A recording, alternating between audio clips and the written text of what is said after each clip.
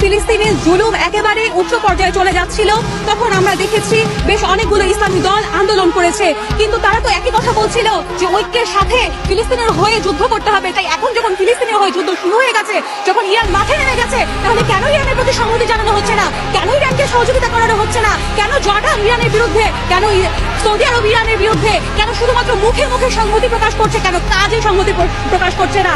মুসলিম মানে কি? যারা কাজে বিশ্বাসী, মুসলিম তো কথায় বিশ্বাসী না। যারা এতদিন বলেছিল আমরা ফিলিস্তিনের হয়ে যুদ্ধ করব, ফিলিস্তিনের হয়ে প্রতিবাদ জানাবো, তারা কেন এখন ফিলিস্তিনের হয়ে এই প্রকৃত যুদ্ধতে অংশগ্রহণ করছে না? এই মুহূর্তে ইরানকে যদি সংহতি না জানায় তারা, তাহলে বুঝতে হবে তারাও ইহুদিত চক্রান্তে আক্রান্ত। আমাদের নেতা, আমাদের লিডার খামেনাই, সৈয়দ আলী খামেনাই এবং হুসেন আলাইহিস সালামের আদর্শে শিক্ষিত, এবং ইনশাআল্লাহ সেই আদর্শ দিয়ে অবশ্যই ফিলিস্তিনের বিজয়কে তিনি নিশ্চিত করবেন।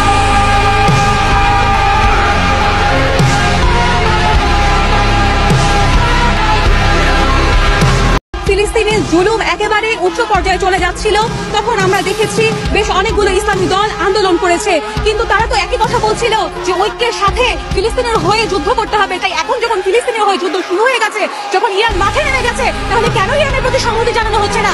কেন ইরানকে সহযোগিতা করানো হচ্ছে না? কেন জর্ডান ইরানের বিরুদ্ধে, কেন সৌদি আরব ইরানের বিরুদ্ধে, কেন শুধুমাত্র মুখে মুখে সংহতি প্রকাশ করছে, কেন কাজে সংহতি প্রকাশ করছে না? মুসলিম মানে কি? যারা কাজে বিশ্বাসী, মুসলিম তো কথায় বিশ্বাসী না। যারা এতদিন বলেছিল আমরা ফিলিস্তিনের হয়ে যুদ্ধ করব, ফিলিস্তিনের হয়ে প্রতিবাদ জানাবো, তারা কেন এখন ফিলিস্তিনের হয়ে এই প্রকৃত যুদ্ধতে অংশগ্রহণ করছে না? এই মুহূর্তে ইরানকে যদি সংহতি না জানায় তারা, তাহলে বুঝতে হবে তারাও ইহুদিত চক্রান্তে আক্রান্ত। আমাদের নেতা, আমাদের লিডার খামেনাই, সৈয়দ আলী খামেনাই এবং হুসেন আলাইহিস সালামের আদর্শে শিক্ষিত, এবং ইনশাআল্লাহ সেই আদর্শ দিয়ে অবশ্যই ফিলিস্তিনের বিজয়কে তিনি নিশ্চিত করবেন।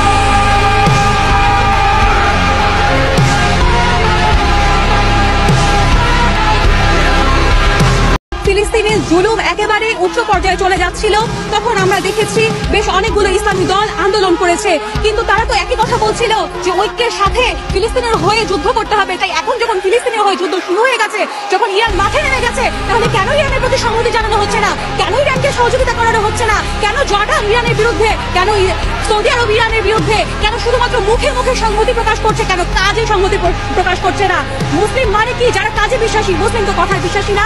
যারা এতদিন বলেছিল আমরা ফিলিস্তিনের হয়ে যুদ্ধ করব, ফিলিস্তিনের হয়ে প্রতিবাদ জানাবো, তারা কেন এখন ফিলিস্তিনের হয়ে এই প্রকৃত যুদ্ধতে অংশগ্রহণ করছে না? এই মুহূর্তে ইরানকে যদি সংহতি না জানায় তারা, তাহলে বুঝতে হবে তারাও ইহুদিত চক্রান্তে আক্রান্ত। আমাদের নেতা, আমাদের লিডার খামেনাই, সৈয়দ আলী খামেনাই এবং হুসেন আলাইহিস সালামের আদর্শে শিক্ষিত, এবং ইনশাআল্লাহ সেই আদর্শ দিয়ে অবশ্যই ফিলিস্তিনের বিজয়কে তিনি নিশ্চিত করবেন।